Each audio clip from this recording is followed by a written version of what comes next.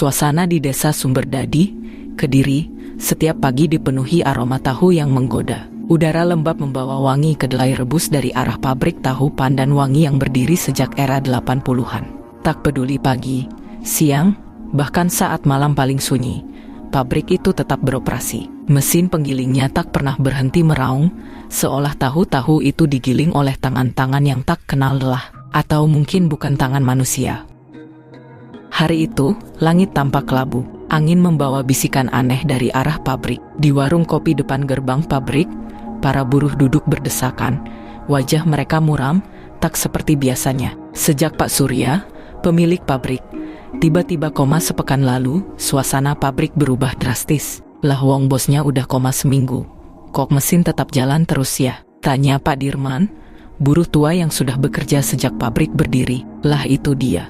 Aku semalam lembur mas, mesin nyala sendiri. Padahal nggak ada yang jagain panel listriknya, bisik Andik, karyawan bagian produksi. Ia meneguk kopi dengan tangan gemetar. Suara keras tiba-tiba terdengar dari dalam pabrik, seperti sesuatu dijatuhkan dari ketinggian. Semua yang duduk di warung kontan menoleh. Sudah mulai lagi, gumam seorang perempuan tua, penjaga warung yang dikenal sebagai Bu Minah. Matanya kosong, pandangannya tertuju ke arah bangunan pabrik yang gelap di bagian belakang. Pabrik Pandan Wangi memiliki satu ruangan yang selalu dikunci rapat. Ruang penggilingan utama. Tempat itulah jantung dari produksi tahu mereka. Mesin tua besar di sana konon berasal dari Jepang. Tapi menurut cerita, ada satu hal yang tidak pernah dijelaskan oleh Pak Surya. Kenapa hanya dia yang boleh masuk ke ruangan itu setelah jam 8 malam? Namun setelah ia koma, keanehan mulai muncul. Andik, yang mendapat giliran jaga malam, bercerita bahwa saat ia memeriksa panel listrik, ia mendengar suara gemeretak dari balik pintu penggilingan. Suara langkah kaki, pelan, berat, diseret. Lalu, suara sendok logam mengaduk cairan. Ia mengintip lewat celah kaca kecil di pintu, dan di sanalah ia melihatnya.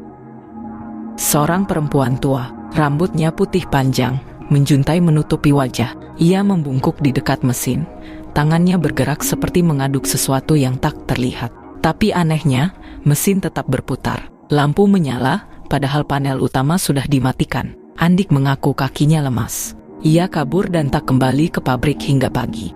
Aku sumpah demi ibuku, itu bukan manusia. Katanya, wajah pucat pasi. Dia kaya, tahu kita ngintip. Pas aku mau lari, dia nengok. Matanya merah, tapi kosong. Mulutnya penuh ampas tahu. Cerita itu membuat sebagian buruh mogok kerja. Tapi entah kenapa, produksi tahu tidak pernah berhenti. Bahkan, tahu-tahu Pandan Wangi makin laris, diburu orang-orang dari luar kota. Padahal pabrik lain di sekitar desa sedang sepi order. Orang-orang mulai berbisik-bisik tentang pesugihan. Tentang perjanjian lama yang dilakukan Pak Surya agar pabriknya tak pernah sepi. Dan tentang sosok perempuan tua yang katanya bukan hanya penjaga, tapi bagian dari perjanjian itu. Namun satu hal yang belum diketahui siapapun. Pak Surya koma tepat setelah ulang tahun ke-66 pabrik. Hari di mana ia masuk sendirian ke ruang giling dan tak pernah bangun lagi. Malam ini, Andik kembali dapat giliran jaga. Tapi kali ini, ia tidak sendiri. Karena ia berencana membuka pintu ruang penggilingan itu. Apapun yang terjadi. Angin malam menyusup masuk lewat celah dinding seng. Bau kedelai basah bercampur amis logam memenuhi udara di ruang produksi. Andik berdiri mematung di depan pintu besi tebal bertuliskan, ruang penggilingan, dilarang masuk. Tulisan itu sudah pudar, tapi masih cukup terbaca. Senter kecil di tangannya bergetar, sama seperti jari-jarinya. Di kantong belakangnya, ada kunci duplikat yang ia curi diam-diam dari laci kantor Pak Surya seminggu lalu. Ia tidak tahu apa yang mendorongnya malam itu, rasa penasaran, rasa takut, atau bisikan yang terus mengganggunya sejak kejadian semalam. Kalau sampai tahu siapa perempuan itu, mungkin semuanya bisa berhenti, pikirnya. Mungkin pabrik ini bisa kembali normal. Tapi sesuatu dalam dirinya juga tahu, ini bukan tentang perempuan itu saja. Jam menunjukkan pukul 1 pagi. Suara mesin di dalam ruangan bergemuruh lirih, padahal listrik sudah ia matikan 2 jam lalu. Sama seperti semalam, dengan tangan gemetar, Andik menyelipkan kunci ke dalam lubang. Bunyi klik terdengar lirih, diikuti dentingan logam yang menggaung pelan, seperti membangunkan sesuatu yang sedang tidur. Pintu terbuka perlahan. Bau yang menyambutnya seperti sesuatu yang sudah lama membusuk bercampur dengan aroma menyengat tahu basi. Lampu-lampu neon tua di langit-langit ruangan menyala sendiri, satu persatu. Andik terlonjak. Setan, kenapa nyala semua? Ruang penggilingan itu lebih besar dari bayangannya. Dindingnya dipenuhi bercak hitam dan noda merah kecoklatan yang tidak semestinya ada di pabrik tahu. Mesin tua berukuran besar berdiri kokoh di tengah ruangan. Tua, berkarat, dan entah bagaimana, masih berputar pelan meskipun tak ada suplai listrik. Lalu ia melihatnya. Sosok perempuan itu berdiri di dekat mesin. Punggungnya membungkuk, rambut putih panjang menyentuh lantai. Ia tidak bergerak, tidak bereaksi, hanya berdiri seperti boneka rusak. Andik menahan napas. Ibu siapa?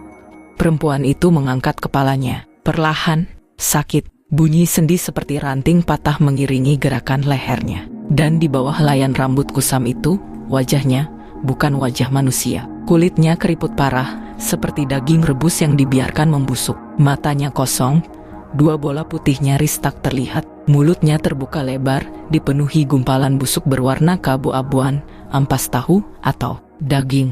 Perempuan itu menggeram. Kau sudah membuka pintu. Andik mundur panik, tapi sebelum ia bisa berbalik, pintu di belakangnya membanting sendiri. Lampu mati, dan hanya suara mesin yang terus berputar yang menemani malam itu, bersama jeritan Andik yang hanya terdengar sekali.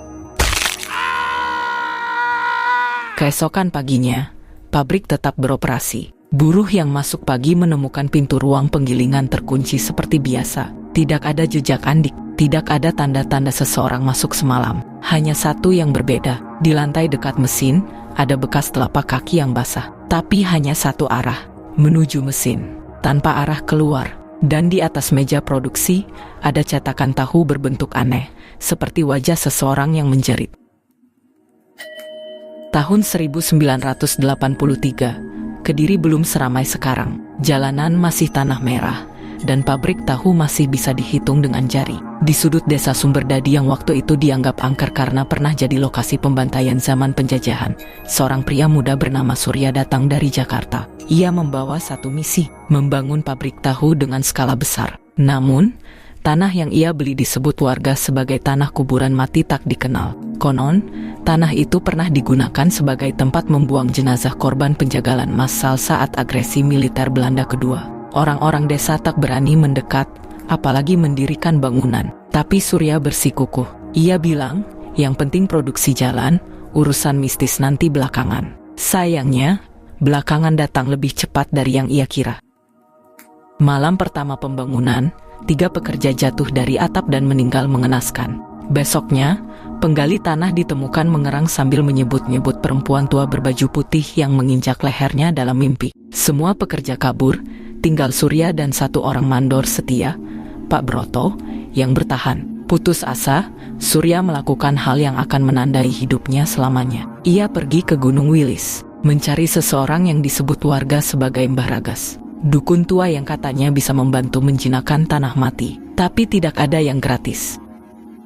Kalau panjenengan ingin tanah itu hidup, maka seseorang harus mati. Darahnya harus mengalir ke batu dasar pabrik, dan ia harus rela, kata Mbah Ragas sambil menggurat tanah dengan kuku hitam panjangnya. Surya terdiam, tapi ketika melihat ke sekeliling dan sadar bahwa semua uangnya habis, modal nyaris bangkrut, dan ejekan orang-orang Jakarta menunggu jika ia gagal, ia setuju. 3 malam kemudian, mandor Pak Broto menghilang. Seminggu setelahnya, pembangunan kembali dimulai. Tidak ada kecelakaan, tidak ada gangguan. Pabrik tahu Pandanwangi resmi berdiri dengan mulus, dan sejak itu, produksinya tidak pernah berhenti. Setiap tahun, tanggal ulang tahun pabrik dirayakan secara tertutup. Hanya Surya yang masuk ke ruang penggilingan malam-malam. Disitulah ia berdoa, demikian kata karyawannya. Tapi sebenarnya, ia sedang melakukan ritual memperpanjang perjanjian. Darah baru. Konon, bukan hanya Broto yang dijadikan tumbal. Setiap kali pabrik mengalami penurunan produksi, akan ada satu orang yang menghilang. Selalu karyawan bagian produksi, yang sering lembur malam. Dan selalu di sekitar waktu ulang tahun pabrik. Perempuan tua yang kini menghuni ruang penggilingan itu, dulunya adalah istri Mbah Rages. Ia disebut sebagai penunggu tumbal, roh yang bertugas mengolah dan memakan jiwa-jiwa persembahan, agar mesin produksi tak pernah berhenti. Ia tak bisa mati, dan hanya bisa bertambah kuat setiap kali seseorang diberikan padanya. Kini, setelah Surya koma, ritual itu seharusnya terputus. Tapi, mengapa mesin masih tetap menyala? Mengapa tahu pandan wangi justru semakin laku keras, bahkan masuk ke minimarket dan supermarket besar di kota? Apakah seseorang telah meneruskan perjanjian itu? Dan jika iya, siapa? Malam itu, hujan turun deras saat sebuah mobil hitam berplat Jakarta berhenti di depan gerbang pabrik pandan wangi. Seorang perempuan muda turun sambil memayungi dirinya dengan mantel plastik tipis. Langkahnya cepat, matanya tajam, dan raut wajahnya menyimpan sesuatu, kemarahan yang telah lama dipendam. Namanya Nadia Laraswati, satu-satunya anak Pak Surya. Ia jarang pulang ke Kediri, apalagi setelah 5 tahun terakhir tinggal di Australia. Tidak ada yang tahu pasti alasan kepergiannya. Tapi satu hal yang jelas, ia tidak pernah sepenuhnya setuju dengan usaha ayahnya. Saat masuk ke rumah utama pabrik, sebuah bangunan joglo besar yang berdempetan langsung dengan area produksi, ia langsung menuju kamar tempat ayahnya dirawat dalam kondisi koma. Ruangan itu sunyi, hanya diisi alat bantu pernapasan dan aroma antiseptik yang dingin menusuk. Nadia duduk di sisi tempat tidur, menatap wajah ayahnya yang pucat. "Papa," bisiknya, "aku tahu, semuanya bohong. Pandan wangi ini bukan warisan keluarga, ini warisan kutukan." Ia membuka tas kecilnya, mengeluarkan tumpukan berkas fotokopi tua, dokumen rumah sakit, laporan polisi, potongan koran dari tahun 1980-an, hingga catatan pengeluaran pabrik yang tidak pernah diperlihatkan ke publik. Salah satunya menarik perhatian. Kwitansi pembayaran ritual dari seseorang bernama Mbah Rages, tertanggal tahun 1985, tahun ketika pabrik pertama kali berhasil menembus pasar besar. Keringat dingin mulai merembes dari pelipis Nadia. Ia merasa seperti duduk di tengah sarang ular. Ia tahu ayahnya menyembunyikan sesuatu, tapi tidak menyangka sebesar ini. Dan lalu, ia menemukan satu lembar catatan yang membuatnya nyaris muntah. "Jika aku tak sanggup lanjut, darah keturunanku akan otomatis menggantikan. Yang menolak akan dimakan, yang menerima akan diberi kekuasaan." Tertulis dengan tangan Pak Surya sendiri. Nadia menggigil. Tiba-tiba, lampu kamar berkedip. Angin entah dari mana meniup tirai, dan suara pelan seperti bisikan terdengar dari bawah tempat tidur. "Darahmu sudah ditandai sejak kamu lahir." Nadia melompat berdiri, matanya menyapu ruangan. Tidak ada siapa-siapa, tapi ketika ia membuka pintu dan hendak keluar, ia melihat bekas jejak kaki basah, jejak yang meneteskan cairan kecoklatan seperti darah kental, mengarah ke ruang penggilingan. Perempuan tua itu sudah mulai bangun, dan ia tahu pewaris berikutnya sudah kembali ke rumah. Namun yang lebih mengerikan lagi bukan itu. Keesokan harinya, Nadia menerima paket kecil tanpa pengirim. Di dalamnya, ada satu potong tahu. Biasa saja, kecuali ketika ia potong 2, bagian dalamnya berisi potongan kuku manusia. Dini hari menjelang subuh, kabut tebal menyelimuti halaman belakang pabrik pandan wangi. Nadia berdiri di ambang pintu ruang penggilingan. Tubuhnya bergetar bukan karena udara dingin, tapi karena rasa takut yang mulai berubah menjadi tekad. Di tangannya, tergenggam berkas ritual milik ayahnya. Satu-satunya petunjuk bagaimana menghentikan semua ini. Tapi di halaman belakang, sosok perempuan tua berambut putih sudah berdiri. Dia tidak tampak seperti hantu. Ia tampak nyata, terlalu nyata. Kulitnya keriput seperti sabut kelapa terbakar, dan matanya kosong seperti lubang gelap tak berdasar. "Kenapa tidak kau lanjutkan saja, Nadia?" Suaranya parau namun menenangkan, seperti suara nenek yang penuh kasih. Tapi ada getaran kejam di baliknya. "Tinggal satu tumbal lagi. Setelah itu, kamu bisa mengubah hidupmu. Tidak ada yang akan berani menyaingimu." Nadia menatapnya lurus. "Aku tidak mau membunuh siapapun hanya demi tahu." Perempuan tua itu tersenyum. Senyum miring yang menyeringai hingga ke telinga. "Bukan kamu yang membunuh. Mereka datang sendiri. Mereka terpilih." Mendadak, mesin-mesin penggilingan menyala sendiri. Pisau-pisau pemotong tahu bergerak liar. Dari salah satu tong, muncul darah segar, mendidih, dan meneteskan bau amis pekat ke lantai. Dan di tengah ruangan, entah dari mana datangnya, terikat seorang laki-laki. Budi, karyawan baru bagian pengemasan, satu-satunya yang pernah berbicara baik pada Nadia. "Tolong, saya nggak tahu apa-apa, saya cuma kerja," jeritnya. "Dia dipilih," bisik perempuan tua. "Kamu hanya perlu mengucap, 'Aku menerima,' maka semua akan kembali seperti semula." Nadia menutup matanya. Dalam bayangannya, ia melihat kilas balik masa kecilnya yang penuh ketakutan saat sering mimpi buruk tentang perempuan berambut putih di dapur. Saat ia mencium bau daging terbakar setiap malam ulang tahun pabrik. Saat ia melihat Pak Broto dalam mimpinya, tersenyum tapi tanpa kepala. Semua itu nyata, dan jika ia diam, maka pabrik akan terus berjalan. Ia menatap wajah Budi yang penuh darah dan air mata, lalu berbalik ke arah perempuan tua itu. Untuk pertama kalinya, ia bicara dengan suara bulat. "Aku menolak." Jeritan meledak dari segala arah. Seluruh mesin berderit, pipa-pipa meledak, tahu mentah mencair seperti lilin, dan perempuan tua itu mendekat dengan langkah menyeret yang membuat lantai gemetar. "Kamu memilih mati, tapi bukan kamu saja yang akan mati. Semua yang pernah mencicipi tahu pandan wangi akan merasakan akibatnya." Tepat saat itu, Nadia mengambil kaleng minyak tanah, menyiramkannya ke sekeliling, dan melemparkan obor ke lantai. Api menjalar cepat, ruangan penggilingan berubah jadi neraka terbuka. Perempuan tua itu menjerit keras, tubuhnya terbakar, meleleh seperti plastik. Budi yang semula terikat, tiba-tiba terlepas, entah kekuatan apa yang membebaskannya. Mereka berdua berlari keluar, batuk-batuk di antara asap dan api yang menghanguskan seluruh bagian dalam pabrik. Pagi harinya, seluruh warga Sumberdadi gempar. Pabrik tahu pandan wangi terbakar habis. Nadia menghilang. Tak ada yang tahu kemana ia pergi. Pak Surya meninggal malam itu juga. Detik-detik saat api menyala, jantungnya berhenti, seakan pesugihan ikut lenyap bersama tubuhnya.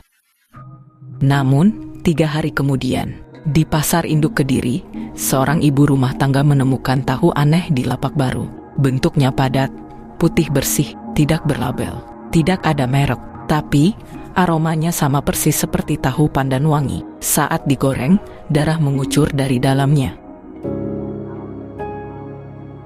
3 bulan setelah kebakaran pabrik pandan wangi, seorang pemuda bernama Rio baru saja membuka lapak gorengan di pinggir Jalan Raya Kediri, Tulungagung. Ia bukan siapa-siapa, hanya lulusan SMK yang ingin mandiri. Saat membereskan lapaknya malam itu, datanglah seorang nenek tua yang menyeret gerobak kecil berisi kotak pendingin. "Nak, mau beli tahu putih buat gorengan? Ini resep warisan," katanya sambil tersenyum. Rio menatapnya ragu, tapi bau tahunya menggoda sekali. Aromanya seperti tahu zaman dulu, yang gurihnya nempel di ingatan. Ia ambil 5 potong, murah, tanpa berpikir panjang. Ia goreng dan sajikan ke pelanggan keesokan harinya. Sejak hari itu, lapaknya ramai luar biasa, orang-orang antre. Katanya, tahu goreng Rio punya rasa yang bikin ketagihan. Lebih enak dari tahu Sumedang, lebih lembut dari tahu kuning Tulungagung. Tapi Rio mulai mengalami kejadian aneh. Tiap malam, ia mendengar suara tawa nenek-nenek dari dapurnya. Kompor menyala sendiri, dan di bawah talenan, ia menemukan tulang kecil dan cincin emas yang bukan miliknya. Ia ingin berhenti, tapi tiap kali ia tidak menggoreng tahu itu, lehernya terasa dicekik saat tidur. Dan selalu ada suara yang berbisik, "Yang penting bukan kamu yang membuatnya, kamu cuma meneruskan." Malam ke-7, Rio membuka kulkasnya dan mendapati tumpukan tahu itu berdenyut seperti jantung. Di satu potong, terukir huruf yang tidak bisa ia baca, tapi dari bentuknya, seperti nama yang pernah disebut-sebut warga desa sebagai penguasa tahu pandan wangi. Nadia. Jadi, apakah pesugihannya berakhir? Atau justru mulai merambah lewat tangan-tangan baru? Hati-hati, mungkin tahu yang kamu makan hari ini bukan tahu biasa. Like and subscribe.